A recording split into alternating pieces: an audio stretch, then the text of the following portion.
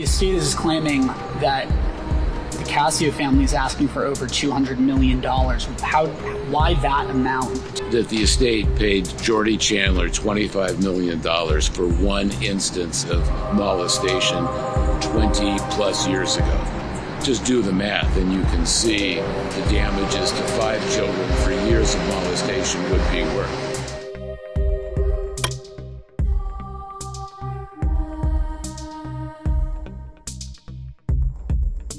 Well, I remember I was in New Jersey and I walked into the laundry room and I see my mother ironing and I see like tears running down her eyes and like, what do you mean Michael's in trouble? Because have you ever heard of a boy named Jordan Chandler? Well, he's accusing Michael of child molestation. Like, we have to help him. We have to be there for him. That very day when that hit, we called and reached out to him. He was on tour somewhere, on the Dangerous tour.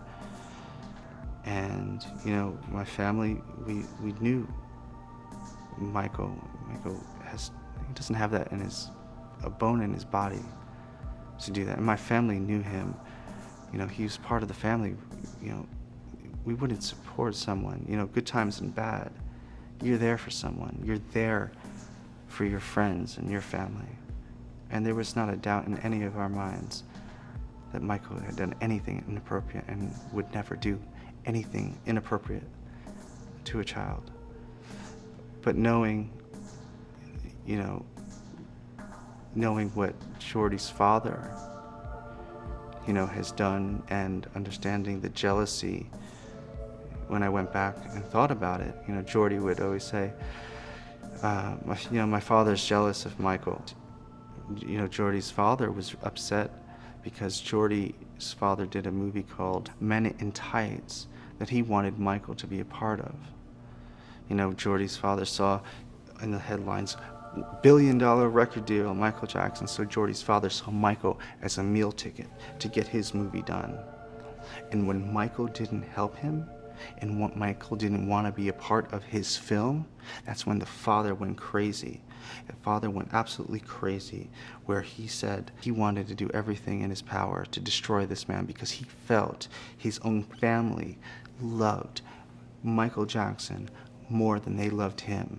He felt intimidated by Michael because his family wanted to be with Michael more than they wanted to be with him. And he drove him crazy, and he did everything in his power to destroy Michael. And he wore lies and drugs, and he did everything in his power. So do you think the accusation was out of character for Jordan Chandler? Yeah, completely. He was absolutely manipulated, brainwashed to say these things because he was scared for his life. And if you notice, you know, he had a restraining order against his father. He didn't want to have anything to do with him. This father destroyed his life, where he wanted to, he was a bright kid. He wasn't a dumb kid. He had a bright future, and this father ruined his child's life. It's not every day that a child wants to have a restraining order immediately after this is done. He wanted nothing to do with his father. I would love to speak to him, and I would love for him to come out and tell the truth, because I don't know how he's going to live with himself and this guilt, understanding what he's done. I was there. Nothing ever inappropriate has ever happened. Ever.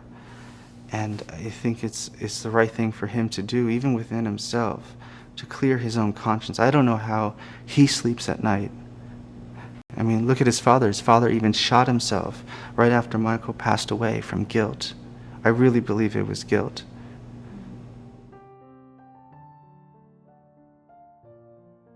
Well, I think one of the biggest misconceptions is, Michael and his sleepovers.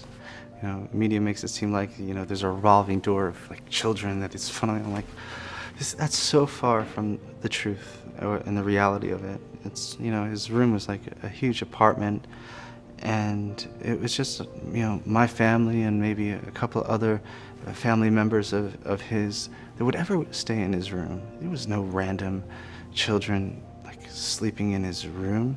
And, it was like, Michael would actually sleep on the floor.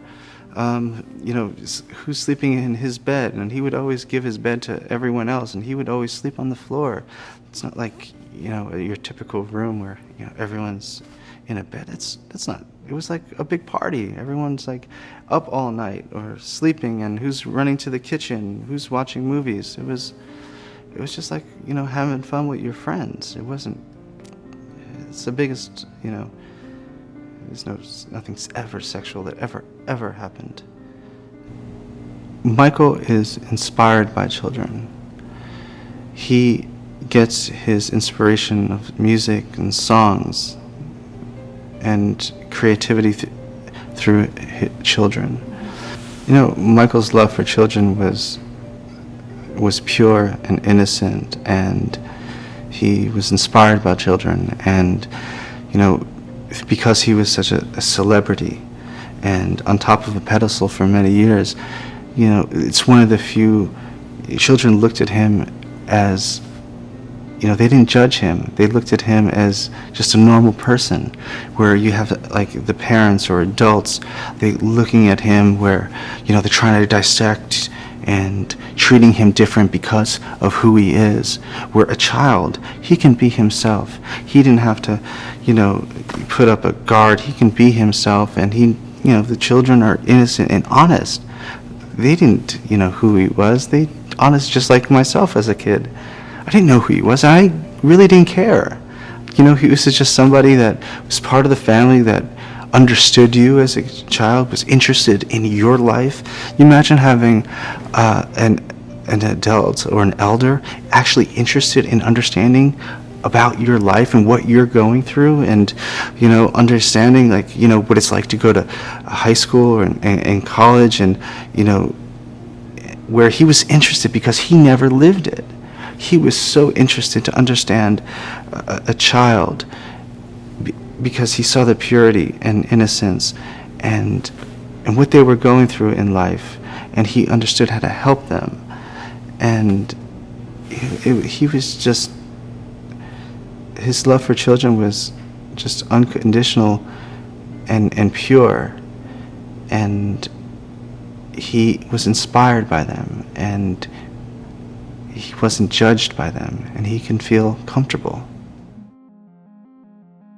Michael was always a private person, and when he was falsely accused in 1993, I was there. I remember we were in London, and he was on the phone with Johnny Cochran, and he wanted, by all means, to fight this case.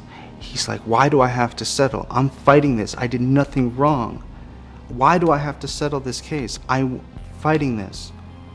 And they're like, well, you can fight it, but you're going to be in court, in a courtroom for the next 2 years of your life. Do you want to do this? It's like, you make this in 1 year.